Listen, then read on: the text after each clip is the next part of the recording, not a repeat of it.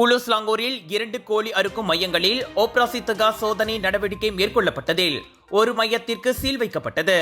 புக்கெட் Sentosa Jalan ஜெஞ்சாரூமில் உள்ள அக்கடையை குறிப்பிட்ட காலத்திற்கு மூடுமாறு உத்தரவு பிறப்பிக்கப்பட்டும் அது தொடர்ந்து செயல்பட்டு வந்துள்ளது.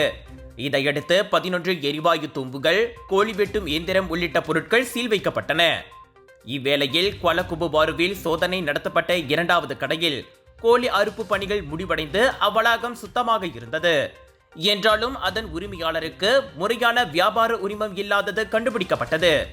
இதையடுத்து உரிமத்துக்கு விண்ணப்பிக்குமாறு அதன் உரிமையாளர் உத்தரவிடப்பட்டார். ஸ்லாங்கோர் சுற்றுச்சூழல் துறை மற்றும் ஸ்லாங்கோர் நீர் நிர்வாக வாரியத்தின் ஒத்துழைப்புடன் உலுஸ்லாங்கோர் நகராண்மை கழகம் அச்சோதனைகளை மேற்கொண்டது.